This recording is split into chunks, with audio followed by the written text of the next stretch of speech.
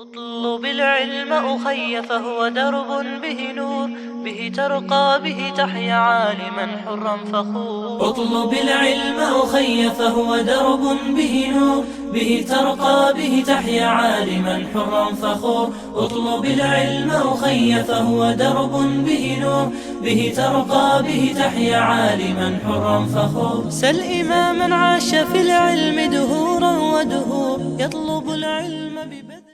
بسم الله الرحمن الرحيم. الحمد لله وحده والصلاة والسلام على من لا نبي بعده. اللهم إني نسألك علما نافعا ورزقا طيبا وعملا متقبلا. اللهم أخلص نيتنا لوجهك الكريم. اللهم اغفر لنا ولوالدينا ولأساتذتنا ولمن له حق علينا. ربنا آتنا في الدنيا حسنة وفي الآخرة حسنة وقنا عذاب النار. آمين يا رب العالمين. Yüzden ise kitabı çançı Usul Salasa ya Salasatul Usul ve Adillatuha. Altında ise ispat konu uçan Annallaha halakana ki beşek Allahu Teala'nın çes payda kırmit ve razakana. Student mic'un khalas Basharatu mic krimut Annallaha halakana कि बेशक अल्लाह ताला ने पैदा कर्मित व रज़क़ना बेशन रिज़्क़ दितमुत वलम यत्रुकना हमला और बेशन बेमकसद रहमत कहीं बल्कि अरसला इलैना रसूला बल्कि अस कुन शामद रसूल सोजन फमन अताहु पस यम तिहिंज इताअत कर दखल अल जन्नह सो गो जन्नतस अंदर दाखिल वमन असाहु पस यम नाफरमानी कर तिहिंज रसूलन हिंज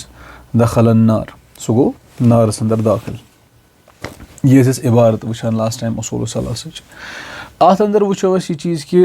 अल्लाह ताला कर पैदा अत क्या दलील अत मुतलिक परो कि अत जो दलील आ गई अकली दलील बे क्या नकली दलील ठीक और पत वो कि अकली दलील जो नकली मतलब गो वही ठीक कुरान और हदीस पत वो अत अंदर यह चीज़ कि जन अकली दलील ठीक ठाक बहस पत वन कि fine tuning argument cosmological argument दीजो नजर ठीक यह वो लास्ट टाइम यह और तम वो तफसील सान अम पे मौलिफ रहमतुल्लाह करान बयान व रज़क़ना बे दितुन अस रिज़्क़ दितुन अत दो किस्म दलील ठीक अकली बे नकली और युत योत न कह मौलिफ रहमतुल्लाह करान बयान पत वलम यत्रुकना हमला अस त्रेन बे मकसद कहीं ठीक हमला लफ्ज़ कुरानस मज हमला लफ्ज़ आमुत कहीं हमला लफ्ज़ गो मे मकसद लेकिन कुरानस मज आमुत इस्तेमाल लफ्ज़ गोमुत इस्तेमाल क्या अबस तो बे सुदा लफ्ज़ कुरानस मज इस्तेमाल गोमुत ठीक यह अरबी यानी कि मतनस मज ये इबारत मौलिफ रहमतुल्लाह वो वन क्या वो इबारत क्या मौलिफ रहमतुल्लाह इबारत अनान उसूल कि अन्नल्लाह खालकाना कि बेशक अल्लाह ताला कर पैदा व रज़क़ना बे दितुन अस रिज़्क़ वलम यत्रुकना हमला और बे त्रेन बेमकसद रेन अस कहीं फजूल त्रेन कहीं वह वो यह चीज़ कि अमिच दलील क्या कि अल्लाह ताला त्रेन अस बेमकसद कहीं वलम यत्रुकना हमला अस त्रेन अल्लाह ताला बेमकसद कहीं फजूल त्रेन कहीं अमिच दलील क्या वो वन मतन तरतीब क्या मतन वो मतन किताब वो मतन क्या अन्नल्लाह खलकना बेशक अल्लाह ताला कर पैदा व रज़क़ना बे दितुन रिज़्क़ वलम यत्रुकना हमला बे त्रेन बेमकसद तो फजूल कहीं अमिच क्या दलील कि रबन त्रेनस बेमकसद फजूल त्रेन कहीं वो मतन तरतीब क्या वलम यत्रुकना हमला अमिच दलील खलकना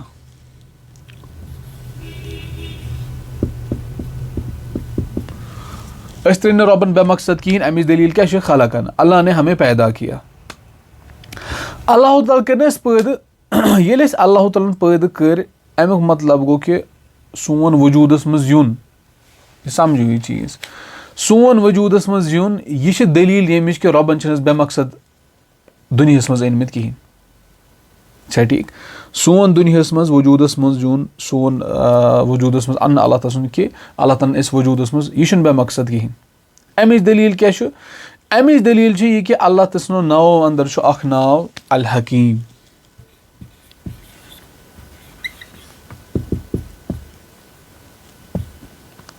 अल्लाह तस्नो नाव अंदर अख नाव अल हकीम. यह समझो ये चीज़ अस वोन कि अन्न अल्लाह खलकना व रज़कना व लम यत्रुकना हमला अल्लाह ताला छस बेमकसद त्रेमत कि कि अल्लाह ताला कर पैद बेद दिन रिजिक बे त्रे बेमकसद फजूल त्रे कहें अल्लाह ताला त्रे बेमकसद फजूल कहें अमिच दलील क्या अमिच दलील यह कि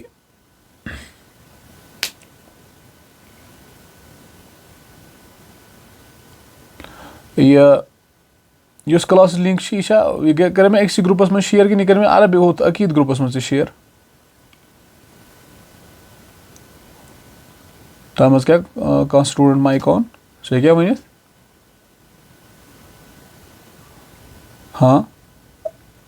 सर आवाज कम आवाज मे करे अरबी ग्रुप मज शेयर बस किन अकीदुक युस ग्रुप तथ मज कर मे लिंक शेयर ग्रुप हाँ चलो बारकल्लाह शुक्रिया शेख शुक्रिया और मे एक्चुअली वनी क्लास मकलो तो वन दुत मे सती क्लास जहन मज द्राव अचानक पे वन याद क्लास दौरान बहरहाल अन्न वैसे अक्सर स्टूडेंट यूट्यूब पे फ़ायदे तुलाना क्लास में कम आसान बहरहाल अन्न अल्लाह खलकना कि बेशक अल्लाह ताला कर पैद अस वोन कि मतलब यह वरज़कना बेदिन रिज़िक वलम यत्रुकना हमला बे त्रे बेमकसद कहें अस वोन कि रबन त्रे बेमकसद कहें अमिच क्या दलील अस वोन अन्न अल्लाह खलकना अल्लाह ताला कर पैद यह बड़ दलील कि रबन बेमकसद त्रेमत कहें रबन फजूल त्रेमत कहें अस वोन यह चीज़ कि सोन वजूदस मज युन अमु मतलब गो रबन फजूल तो बेमकसद त्रेमत कहें पत्त वोन कि अल्लाह तस्नो नाव अंदर नाव हकीम अल्लाह तस्नो नाव अंदर नाव हकीम और हकीम युस रब सुन नाव अत त्रेन मानन मज इस्तेमाल कर मतलब इस्तेमाल गख माना अमुक अल हाकिम हाकिम मतलब फैसले करन वोल ठीक फैसले करन वोल अल्लाह तस्नो नाव अंदर नाव क्या हकीम और तथ माना हाकिम गो फैसले करन वोल ब्या माना हकीम सह गो मुहकिम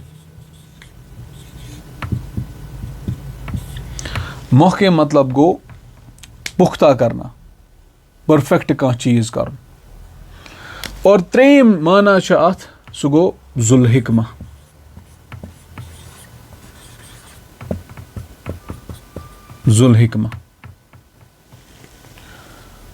हिकमत वोल ठीक जुल हिकमा हिकमत वोल तो वो इंसान करे कुन चीज़ पे वारिया ज़्यादा टाइम खर्च वारिया ज़्यादा मेहनत पता बेफजूल ना कहें कर इंसान उस अकल इंसान सलीमुल फित्रा सह कर कुन चीज़ पे टाइम इन्वेस्ट एनर्जी कर तथ पे पता बेफजूल ना और अल्लाह ताला हकीम मज माना क्या जुल हिकमा हिकमत वोल गो रबन कर पैद अत मज हिकमत अत मज क्या अत मज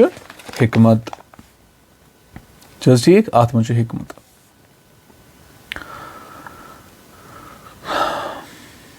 गो अल्लाह ताला कर इथे कनी बेफजूल या बेमकसद कंस पैद कहें आय पैद करना ठीक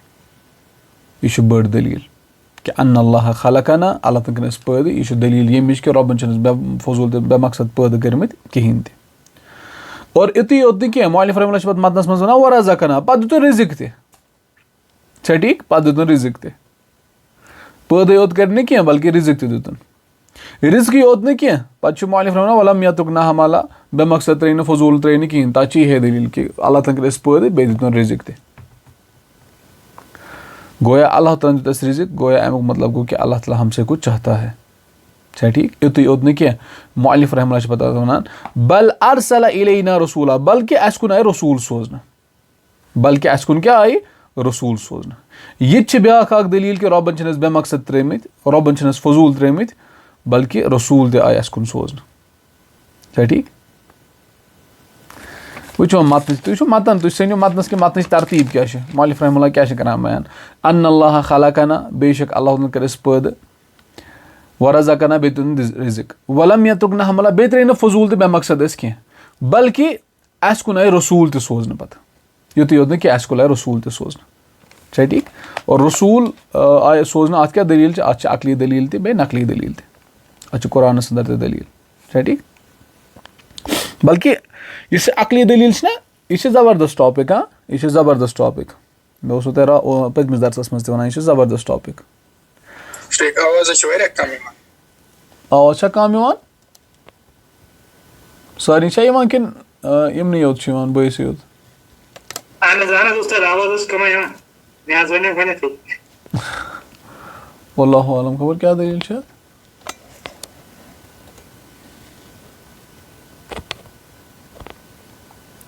مےٚ چھُ مگر تُہٕنٛز آواز ٹھیٖک یِوان.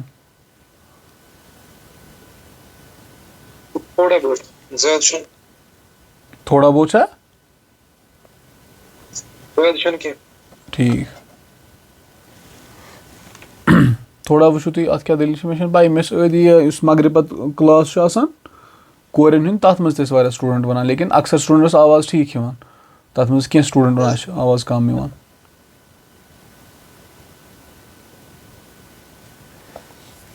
اچھا بہرحال أسۍ پَکو برونٛٹھ تھوڑا. یُس أسۍ وَنان ٲسۍ نہ کہِ یُس یہِ عقلی ٹاپِک چھُ عقلی دٔلیٖل یہِ چھِ زبردست ٹاپِک اَکھ. بلکہِ شیخ الاسلام ابن تیمیہ رحمہ اللہ چھُ اَتھ پٮ۪ٹھ کِتابٕے لیٖچھمٕژ. النبوات چھِ تَتھ ناو. چھا ٹھیٖک سۄ چھِ زبردست کِتاب.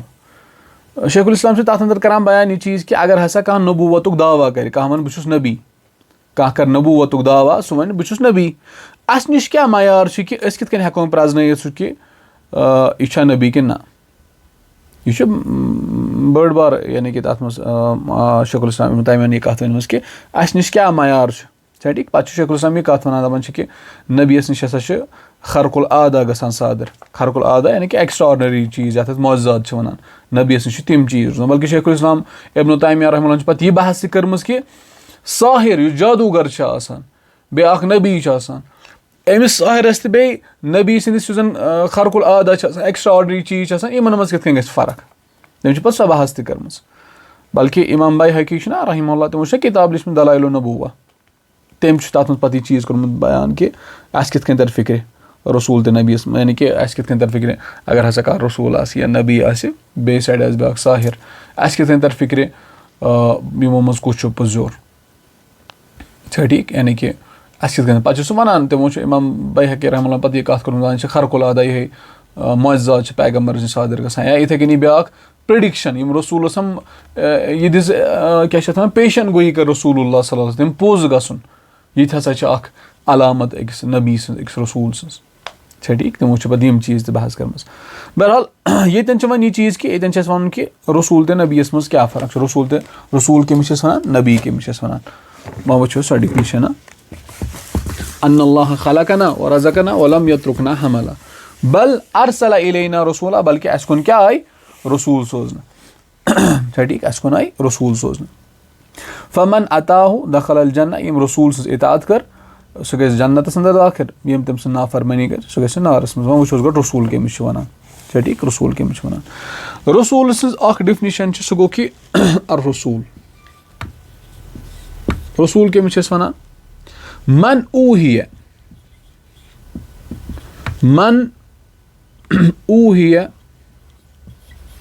ییٚمِس کُن ؤحی آیہِ کرنہٕ.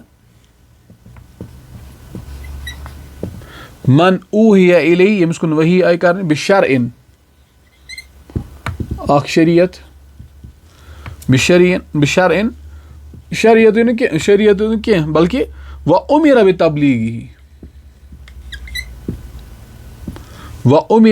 بِتَبلیٖغِہِ اور تٔمِس آو پَتہٕ کیاہ کرنہٕ حُکُم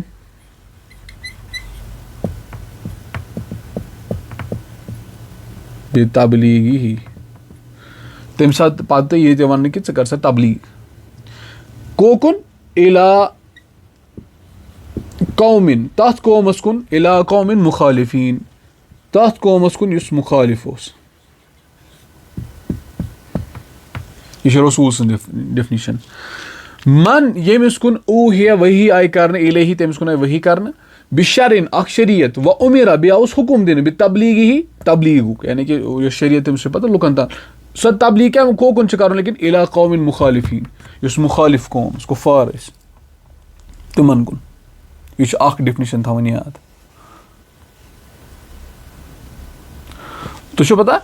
یُس نبی سٕنٛز ڈِفنِشن نبی تَتھ منٛز چھُ ییٚتٮ۪ن چھُنہ اِلا قومِن مُخالِفیٖن باقٕے چھِ سیم سُے تہٕ نبی سٕنٛز چھِ آسان اِلا قومِن مُوافِقیٖن नबी सन् सिर्फ ये मुवाफिकीन ऐड कर मुवाफिकीन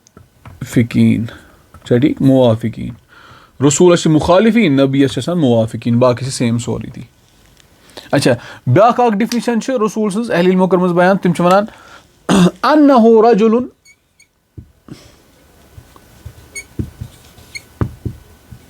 बेशक यह मर्द आसान इंसियुन बे इंसान आसान अख मर्द आसान बे क्या आसान इंसियुन इंसान आसान हुर्रुन बे आजाद आसान गुलाम चन आसान कह ठीक अम पत सवाल ऊहिया इलैहि ये पे ऊहिया इलैहि बिशरइन व उमिर बितबलीगी ये पे योर तान पे ये ऐड कर तुम सिर्फ ये मन ना मन ये मन यमिच वजाहत कि तुम ये करान बयान बाकी यहाँ से यहाँ तक बाकी सारा सेम है बाकी सोरी सेम।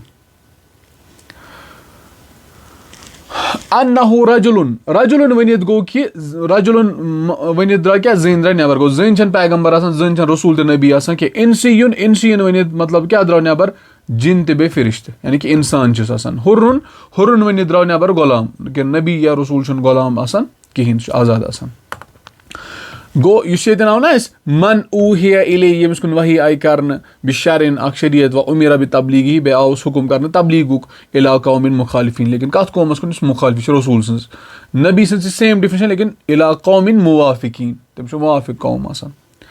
अस वो ब्याक डिफिनेशन सेम सह अन्नहु रजुलुन इंसियुन हुर्रुन ये मन की वजाहत करता है यहाँ पे यह दय्यम डिफिनेशन रसूल सन्स यहाँ तक एक यह दय्यम डिफिनेशन लेकिन फ़र्क क्या फ़र्क मन के बदले यहाँ से यहाँ तक बाकी सेम ऊहिया इलैहि बिशरइन व उमिर बितबलीगी इला कौमिन बाकी वो सारा सेम है यह रसूल सन्स डिफिनेशन ये थो तो याद चाहे ठीक यह रसूल सन्स डिफिनेशन वो तुम वन ये समझो वन वो मतन क्या अम पे मौलिफ रहमुल्लाह पत वन दपान कि यम हसा फमन अताहु यम इताद कर दखल अल जन्नत सह गो जन्नत अंदर दाखिल व मन असा यम नाफरमनी कर दखल नार सह गो कत अंदर दाखिल जहन्नमस अंदर ठीक। अम पे मौलिफ रहमुल्लाह दलील दिवान दलील वो दलील क्या दिवान कुरान आयत दिवान दलील व दलील कौलहु ताला इन्ना बेशक अस अरसलना सूज हसा इलैकुम तह कुन रसूला अस हसा सूज तह कुन रसूल शाहिद यम जन गवाह तह पे अलैकुम यम तह पे गवाह यम रसूल सूज तह कुन तम हसा गवाह तह पे का अरसलना इत जन अस सूज इला फिरऔन रसूला इत फिरौनस कुन रसूल सूज फिरौनस कुन कुस रसूल सोजन शबाश हाँ न तो सतो फिरौनस कुन कुस रसूल सोजन हाँ मूसा अलैहिस्सलाम हाँ बिल्कुल फ़असा पस तम कर नाफरमानी फिरऔन यानी कि फ़असा फिरऔन कर नाफरमानी कम सन्स अर रसूला वक्त रसूल आमुत सोजन फिरऔनस कुन फ़अख़ज़नाहु पस अस हसा कर पकड़ तमिस अख़ज़न सख्त शदीद पकड़ वबीला यानी कि सख्त शदीद पकड़ कर तमिस पकड़ क्या सख्त अजाब आव कर दुनिया मज आव गरक कर तम सुन फौज तो गो गरक और बरज़खस मज तमिस अजाब और ठिकान जहन्नम यह फिरौनस मुतलिक कर कि फिरौनस मुतलिक यानी कि फिरौनस क्या आव कर तो पता इस इंसान ना इंसान मज सारे खुद बेहतरीन आसान पैगम्बर यह थो याद कत इंसानों मज सारे खुद यम इंसान कायनात मज यो इंसानों मज सारे खुद बेहतरीन आसान पैगम्बर क्या आसान पैगम्बर और पैगम्बरों मज सारे खुद बेहतरीन आसान रसूल पैगम्बरों मज सारे खुद बेहतरीन कम आसान रसूल आसान और रसूलों मज सारे खुद बेहतरीन तम 5 उलुल अज़म पैगम्बर रसूलों मज इंसानों मज सारे खुद बेहतरीन पैगम्बर आसान पैगम्बरों मज सारे खुद बेहतरीन कम आसान रसूल और रसूलों मज सारे खुद बेहतरीन 5 उलुल अज़म पैगम्बर कत 5 उलुल अज़म सह कुस सह वन बह सह कुस ठीक नूह अलैहिस्सलाम ईसा अलैहिस्सलाम मूसा अलैहिस्सलाम, इब्राहिम अलैहिस्सलाम, पूंचम छ रसूलुल्लाह सल्लल्लाहु अलैहि वसल्लम, रसूलुल्लाह सल्लल्लाहु अलैहि वसल्लम। यम छ 5 उलुल अज़म पैगंबर और यमो 5 उलुल अज़म मज कुस रसूलुल्लाह सल्लल्लाहु अलैहि वसल्लम। ठीक, यमो मज सारे खुद उलुल अज़म कुस पता यमो 5 मज गो रसूलुल्लाह सल्लल्लाहु। इब्न कसीर करान बयान कि फिरौन हसा कर वक्त किस उलुल अज़म पैगंबरस नाफरमानी कर तम सज और तमिस आव सख्त अजाब करना। यथ उम्मतस मज सारे खुद अजीम और सारे खुद उलुल 5 उलुल अज़म पैग यमो मज सारे खुद उलुल अज़म रसूलुल्लाह सल्लल्लाहु अलैहि वसल्लम। यथ उम्मत आमुत मबूस करना रसूल। अगर वन ये उम्मती यानी कि युस यम उम्मतुक फर्द आसि कर रसूलुल्लाह सल्लल्लाहु नाफरमानी तमिस क्या अजाब आसि। ठीक, तमिस क्या अजाब आसि, समझो ये चीज़। ठीक, ये वजह यानी कि यम पे कर अहल इल्म पत यह इस्तिदलाल कि रसूल सन्ज इताअत हसा छ वाजिब, रसूल सन्ज इताअत हसा छ वाजिब। कि फिरौनस कुन आव मूसा अलैहिस्सलाम सोजन तम कर तम नाफरमानी तम जबरदस्त पकड़ कर। ठीक,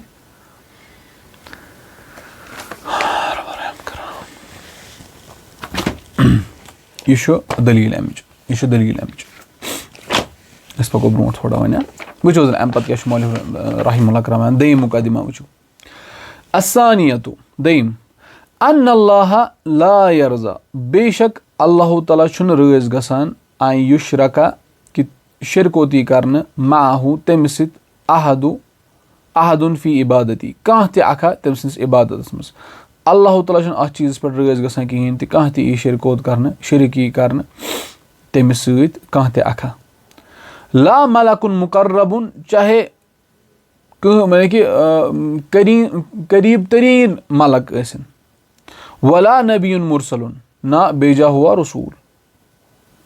व दलील कौलुहु ताला और अमिच दलील छु अल्लाह तस्नि कौल व अन्नल मसाजिद लिल्लाह बेशक मसाजिद छु अल्लाह तस्नि खतर फला तदउ पस मदियुनात मकरियो इबादत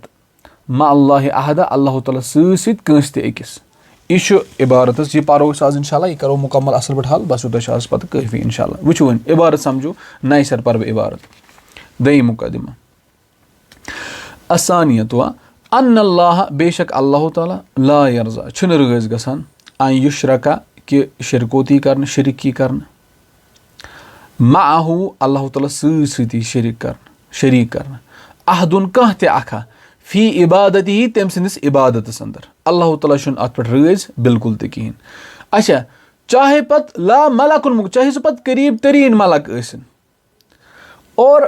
मलक फरिश्त छा करीब अत मन अहल इल्मन ज कौल अख कौल कि सारी फरिश्त अल्लाह ताला करीब, ब्या कौल कि सारी कह यम फरिश्त अल्लाह ताला करीब। ठीक ये थो याद वन वला नबीयुन मुरसलुन ना बेजा हुआ रसूल। रसूल सं डिफिनीशन कर रसूल कत वन पे दलील दिवान दलील हसा कि बेशक अन्नल मसाजिद लिल्लाह फला तदउ मा अल्लाह अहदा। वन करो अत कुरान आयत थोड़ा वजाहत बे वो इंशाल्लाह इबादत कत वो ये मज बुनियादी तौर परन तौहीदुल उलूहिय्या। ठीक, इस अत में शिरक ना शिरक इसके बाद पढ़ना है हमें इस अम पत ब्या आखिरी मुकदमा तथ मज इंशाल्लाह शिरक पर्न बे तौहीद पर शिरक डिफिनीशन पर्न। ये फिलहाल वनकस पर्न गो इबादत कत वन आमुत ला यरज़ा छुन रज़ गसान आन युशरका कि शिरकी कर माहु तम सत अहदुन कह त अखा फी इबादत तमिस इबादत अंदर। वह वो गो इबादत कत वन तिकाज शिरक तन पर्न लेकिन शिरक यहाँ पे नहीं पढ़ेंगे शिरक ब्रोट कुन पर्न तफसील सा इंशाल्लाह। गो वो वन इंशाल्लाह तौहीदुल उलूहिय्या अत पर्न अत मज गोडनुक चीज इबादत कत वन। इबादत कत वन अल इबाद। डॉक्टर समर से क्लास मज कि ना तम कहें। हाँ डॉक्टर समर है क्लास में कि नहीं वो नहीं है आज तम शायद कहें ना। हिय इस्मुन जामिउन عبادت چھِ أسۍ تَتھ یہِ چھُ سُہ اکھ اسم یُس پانَس منٛز جمع چھُ کران لِکُلہِ ہر اکھ سُہ چیٖز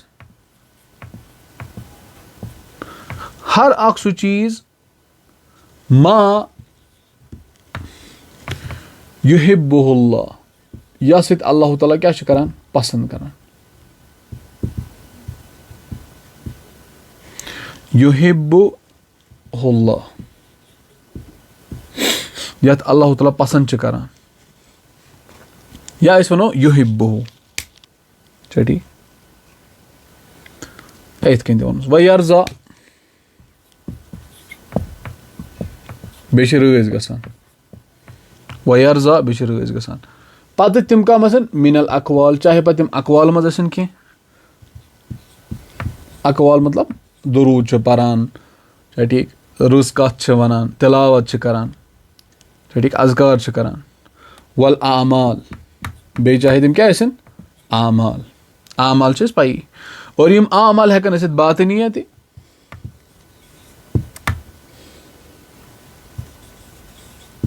خوف چھُ چھا ٹھیٖک یِتھٕے کٔنی اُمید چھُ یِتھٕے کٔنی رجا چھُ یہِ پٔرِو تُہۍ اِنشاء اللہ برونٛٹھ کُن خوفٕچ ڈیفنِشن اُمید کیاہ گوٚو رجا گوٚو یہِ ساری چیٖز آپ اِنشاء اللہ آگے پڑھو گے الباطنہ والظاہرہ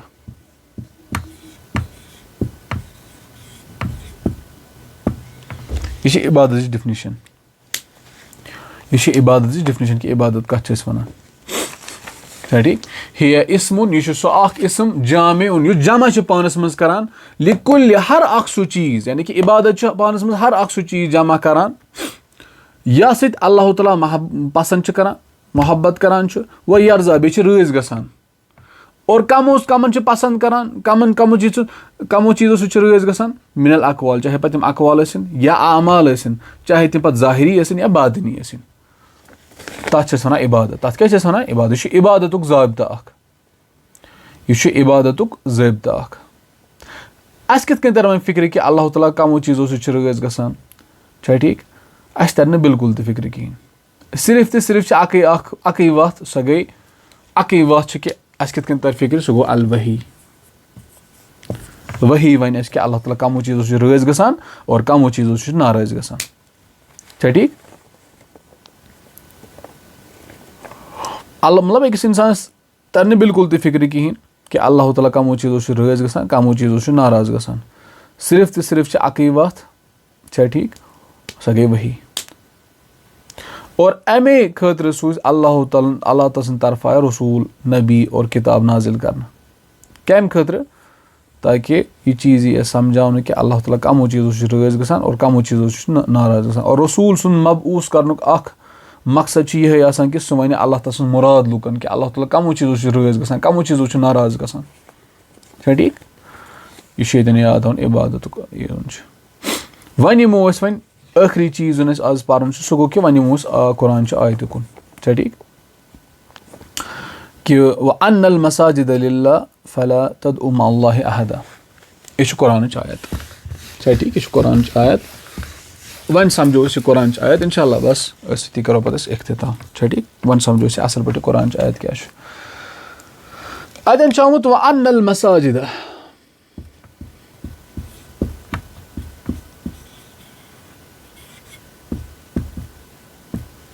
وَأَنَّ الْمَسَاجِدَ چھا ٹھیٖک وَأَنَّ الْمَسَاجِدَ وۄنۍ سمجھو یہِ چیٖز یُس زن ییٚتٮ۪ن مولف مساجدہ بے شک مساجد مسجد کَتھ چھِ أسۍ وَنان یُس یہِ مسجد لفظ چھُنہ اَتٮ۪ن آمُت اَتھ مسجدس منٛز مسجد یُس زن چھُ اہلِ علمو چھُ تفسیٖرس انٛدر اَتھ 3 تفسیٖر کٔرمٕتۍ بیان مسجد نِش کیاہ مُراد چھُ یہِ سمجھو وۄنۍ اَصٕل پٲٹھۍ گۄڈٕنیُک یُس زن تفسیٖر اہلِ علمو کوٚرمُت چھُ تِم چھِ وَنان یہِ ہسا گوٚو اعضاء سجوٗد اعضاء سجوٗد اعضاء سجوٗد مطلب کیاہ گوٚو شاباش ہاں نہ تہٕ سَتو اعضاء سجوٗد کیاہ گوٚو مطلب کانٛہہ دِیِو جواب دِیِو اعضاء سجوٗد مطلب کیاہ گوٚو ؤنِو کٲشِر پٲٹھی اِنگلِش پٲٹھۍ ؤنِو عربی پٲٹھی تُلِو کیاہ گوٚو اعضاء سجوٗد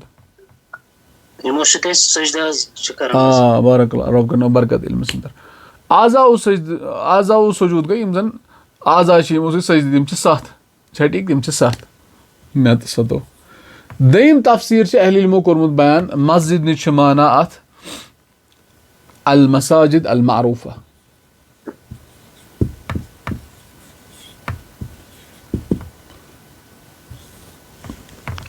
المساجد المعروفہ عبادت گاہ یِم اَسہِ معروٗف چھِ سانہِ سوسایٹی منٛز یِم زَن مساجد چھِ ٹھیٖک. ترٛیٚیِم تفسیٖر چھِ اَتھ مسجد نِش ہسا چھِ مُراد الارضُ کُلُہا سٲرٕے زٔمیٖن. سٹوٗڈنٛٹ تھٲیِو مایکہِ ہُنٛد خیال حظ سٹوٗڈنٛٹ تھٲیِو مایکہِ ہُنٛد خیال مایک چھُ کٔمِس تام یَلَے.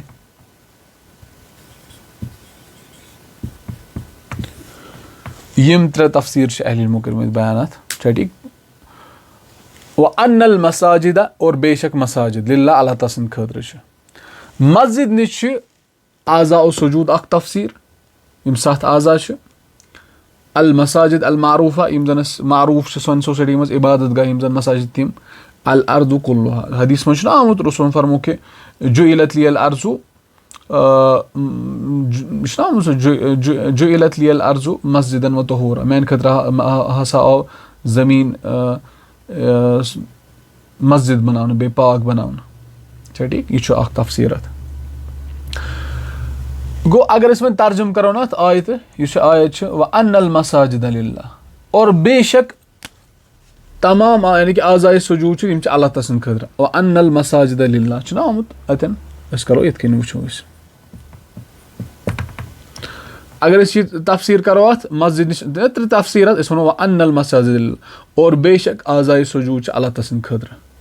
وَأَنَّ الْمَسَاجِدَ لِلّٰہ اور بے شک یِم زَن مساجد چھِ معروٗفہ تِم چھِ اللہ تعالیٰ سٕنٛدِ خٲطرٕ. وَأَنَّ الْمَسَاجِدَ لِلّٰہ اور بے شک تمام زٔمیٖن چھُ اللہ تعالیٰ سٕنٛدِ خٲطرٕ.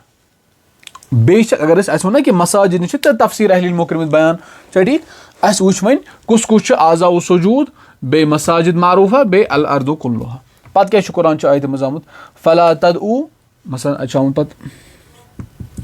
فلا تدعو پس مہ دِیِو ناد مع اللہِ عہدہ مع اللہِ عہدہ. اگر أسۍ گۄڈنیُک وٕچھو نہ أسۍ وَنو اور بے شک اعضاء سجوٗد چھِ اللہ تعالیٰ سٕنٛدِ خٲطرٕ پس مہ دِیِو ناد اللہ تعالیٰ سۭتۍ سۭتۍ بیٚیہِ کٲنٛسہِ. اگر وۄنۍ دوٚیِم وٕچھو اور بے شک مساجد یِم زَن معروٗفہ عبادت گژھِ تِم چھِ اللہ تعالیٰ سٕنٛدِ خٲطرٕ پس مہ دِیِو اللہ تعالیٰ سۭتۍ سۭتۍ بیٚیہِ کٲنٛسہِ ناد. اور بے شک تمام زٔمیٖن سورُے زٔمیٖن چھُ اللہ تعالیٰ سٕنٛدِ خٲطرٕ پس مہ دِیِو ناد اللہ تعالیٰ سۭتۍ سۭتۍ کٲنٛسہِ. یہِ گوٚو مسجد چھِ 3 تفسیٖر یِم تھٲیِو تُہۍ یاد یہِ چیٖز چھا ٹھیٖک. یِم تھٲیِو تُہۍ یہِ چیٖز یاد. وٕچھو حظ وۄنۍ سورُے زٔمیٖن چھُ اللہ تعالیٰ سٕنٛدِ خٲطرٕ یہِ چھِ تفسیٖر چھا ٹھیٖک. پس مہ دِیِو ناد اللہ تعالیٰ سۭتۍ سۭتۍ کٲنٛسہِ. اَسہِ ہیٚکہِ کانٛہہ اِنسان ؤنِتھ یہِ چیٖز کہِ ییٚتٮ۪ن حظ چھُ مسجد آمُت وَأَنَّ الْمَسَاجِدَ لِلّٰہ اَتٮ۪ن چھُ مسجد آمُت چھا ٹھیٖک. اَتٮ۪ن چھُ اگر أسۍ کانٛہہ سوال کرِ اَتٮ۪ن حظ چھُ مسجد آمُت چھا ٹھیٖک. أسۍ ہٮ۪کو یعنی کہِ مسجد منٛز دِمو نہٕ أسۍ اللہ تعالیٰ ہَس وَرٲے کٲنٛسہِ ناد. گویا مسجد نٮ۪بر یِتھُے أسۍ نیرو أسۍ ہٮ۪کو تَمہِ وِزِ غیر اللہس ناد دِتھ. تُہۍ کیٛاہ جواب دِیِو تٔمِس؟ 2 جواب چھُو تۄہہِ اکھ جواب ؤنِو تُہۍ. تۄہہِ آوُ سوال سمجھ کِنہٕ نہ بہٕ کَرٕ سوال بیٚیہِ رِپیٖٹ. اَسہِ ووٚن یہِ چیٖز کہِ بہٕ کَرٕ رِپیٖٹ. اگر اَسہِ کانٛہہ نفر وَنہِ کہِ وَأَنَّ الْمَسَاجِدَ لِلّٰہ فلا تدعو مع اللہِ عہدہ أسۍ چھِ تٔمِس یہِ وَنان سُہ وَنہِ وَأَنَّ الْمَسَاجِدَ لِلّٰہ بے شک اللہ تعالیٰ چھُ بے شک مساجد چھِ اللہ تعالیٰ سٕنٛدِ خٲطرٕ. چلو أسۍ آسو مسجد منٛز أسۍ کَرو نہٕ اللہ تعالیٰ ہَس مسجد منٛز دِمو نہٕ أسۍ غیر اللہس ناد کِہینۍ لیکِن مسجد نٮ۪بر یِتھُے أسۍ نیرو أسۍ دِمو غیر اللہس ناد. تُہۍ کیٛاہ جواب دِیِو تٔمِس؟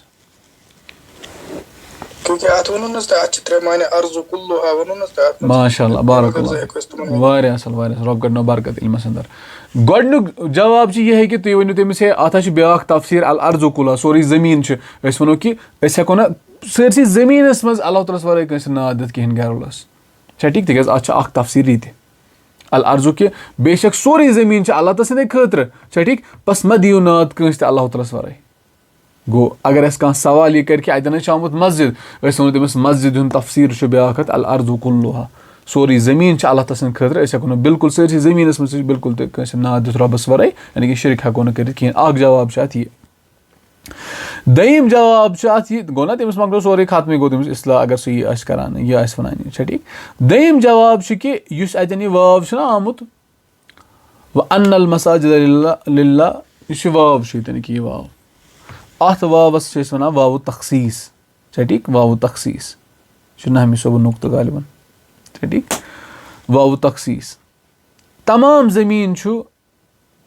اللہ تعالیٰ سٕنٛدِ خٲطرٕ خاص کر مساجِد چھا ٹھیٖک خاص کر مساجِد. زٕ جواب چھِ گۄڈنیُک جواب چھُ یِہے کہِ اگر سُہ وَنہِ یہِ چھُ مسجد أسۍ ہٮ۪کو مسجد نٮ۪برٕ کَنۍ دِتھ أسۍ وَنو تٔمِس ہے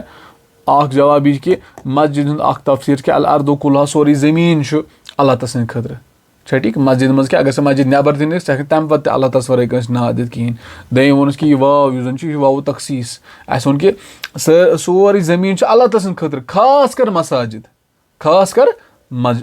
یہِ چھُ یاد تھاوُن واوُ تخصیٖص چھُ یہِ اَتٮ۪ن سمجھ آوا. وۄنۍ چھِ ییٚتٮ۪ن ٲخری چیٖز پَرُن چھُ سُہ گوٚو أکیاہ یہِ فلا تدعوا مع اللہِ احدا ییٚتٮ۪ن چھُنہ وۄنۍ وۄنۍ وٕچھو أسۍ یہِ فلا تدعوا مع اللہِ احدا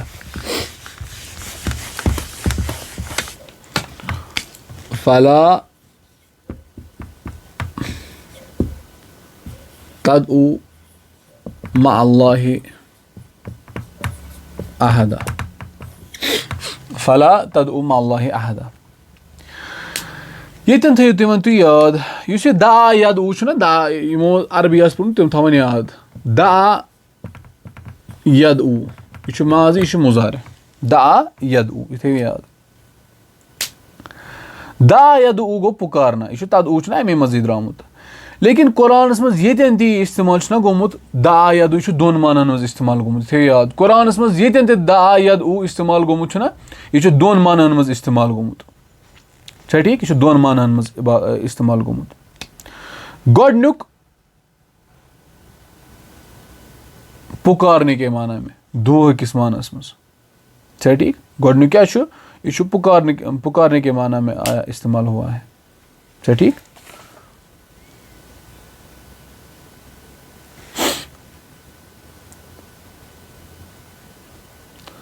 ناد دیُن گۄڈنیُک چھُ یِہے معنی بس مہ دِیِو ناد اللہ تعالیٰ ہس ورٲے کٲنٛسہِ تہِ. دوٚیِم چھُ اَتھ دوٚیِم معنی چھُ عبادتُک اَتھ دوٚیِم معنی کیٛاہ چھُ عبادت یہِ تھٲیِو یاد دوٚیِم معنی چھُ اَتھ اَمیُک کیٛاہ عبادت. گوٚو فلا تدعوا مع اللہِ احدا تدعوا یُس زن چھُ دعا یدعو منٛز درٛامُت تدعو ووٚن ییٚتٮ۪ن تہِ قرآنَس منٛز اِستعمال گوٚمُت چھُنہ یہِ اَتھ چھُ زٕ معنی اکھ گوٚو دعا یدعو سمپل پُکارنا ناد دیُن دوٚیِم معنی چھُ دعا یدعوُک عبادت چھا ٹھیٖک دوٚیِم معنی کیٛاہ چھُ عبادت. گوٚو اَمہِ اعتبار اگر أسۍ وٕچھو نہ أسۍ وَنو بے شک سورُے زٔمیٖن چھُ اللہ تعالیٰ سٕنٛدِ خٲطرٕ بس مہ دِیِو ناد اللہ تعالیٰ ہس ورٲے کٲنٛسہِ أکِس گوٚو ییٚلہِ أسۍ دعا یدعو ناد دِنہٕ کِس معنس منٛز نِمو. اگر أسۍ یہِ دعا یدعو عبادت کِس معنس منٛز نِمو أسۍ کیٛاہ وَنو بس بے شک وَأَنَّ الْمَسَاجِدَ اور بے شک یِم زن بے شک وَأَنَّ الْمَسَاجِدَ لِلَّهِ بے شک سورُے زٔمیٖن چھُ اللہ تعالیٰ سٕنٛدِ خٲطرٕ بس مہ کٔرِو اللہ تعالیٰ ہس ورٲے کٲنٛسہِ أکِس تہِ عبادت تِکیٛازِ دعا یدعو چھُ دۄن معنن منٛز اِستعمال گژھان اکھ گوٚو پُکارنے کے معنی میں دوسرا ہوا عبادت کے معنی میں یہِ چھُ یاد تھاوُن یہِ تھٲیِو یہِ چیٖز یاد یہِ لگوٕ پتہٕ برونٛٹھ کُن واریاہ زیادٕ ضروٗرت یُتھُے خاص کر کِتابو توحیٖد سٹارٹ کٔرِو ٹھیٖک چھا.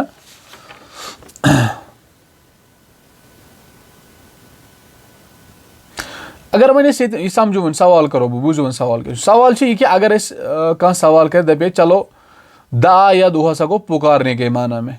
تِکیٛازِ بہٕ ہسا دِمہٕ مطلب تُہۍ چھِو وَنان کہِ ناد دیُن چھا ٹھیٖک ناد دیُن دُعا تہِ چھُنہ عبادت اکھ سُہ وَنہِ چلو بہٕ ہسا کرٕ نہٕ دُعا کرٕ نہٕ بہٕ کِہینۍ مگر بہٕ ہسا کرٕ غیر اللہ سٕنٛدِ خٲطرٕ ذبح بہٕ ہسا کرٕ غیر اللہ سٕنٛدِ خٲطرٕ سجدٕ بہٕ ہسا کرٕ غیر اللہ سٕنٛدِ خٲطرٕ نظر چھا ٹھیٖک ییٚتٮ۪ن چھُ دُعاہُک معنی آمُت چھا ٹھیٖک. تُہۍ کیٛاہ جواب دِیِو تٔمِس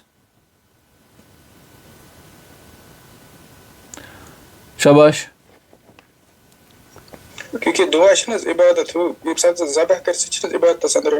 مےٚ ووٚن وُنی دعا یدعوس کٔژ معنی چھِ زٕ معنی چھا ٹھیٖک اکھ گوٚو ناد دیُن پُکارنا چھا ٹھیٖک دوٚیِم معنی ووٚن اَسہِ عبادت کِس معنس منٛز. اَسہِ ووٚن اگر اَسہِ وۄنۍ کانٛہہ نفر وَنہِ اَتٮ۪ن چھُ آمُت فلا تدعوا مع اللہِ احدا बस मा दियो नाद अल्लाह ताला वराय कंस अकिस चलो बह दिम नाद कहें बह कर दुआ कहें बह कर गैर अल्लाह खतर ज़बह बह कर गैर अल्लाह खतर सजद छा ठीक बह कर गैर अल्लाह खतर नजर नियाज या बाकी जो भी है तु क्या जवाब दियो तमिस शाबाश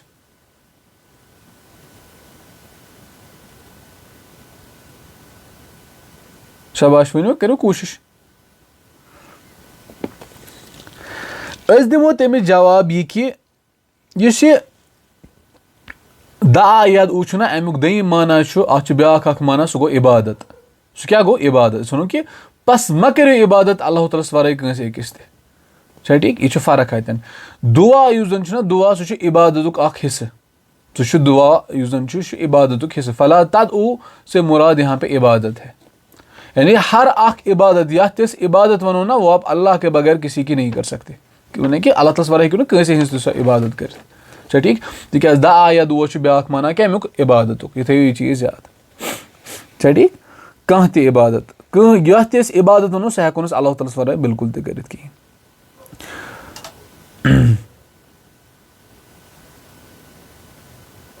और यह थो याद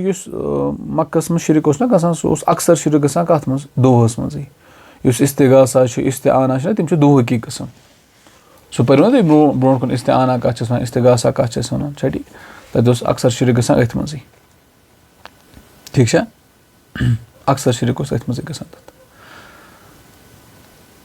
व अन्नल मसाजिद लिल्लाह फला तदउ मअल्लाहि अहदा और बेशक तमाम ज़मीन अल्लाह ताला खतर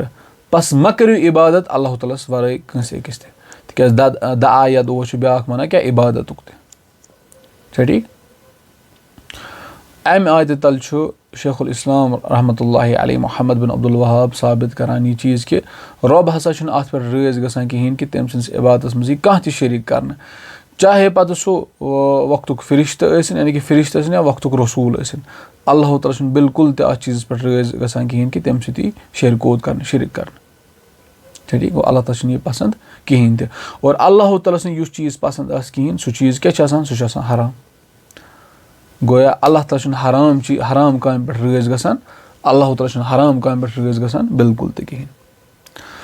और अल्हम्दुलिल्लाह इत कन मकलो आज ये वह वो त्रेम मुकदमा सह वो बेस क्लास मज इंशाल्लाह और तन अगर कंस त बस कंस त तालिब इलमस कह सवाल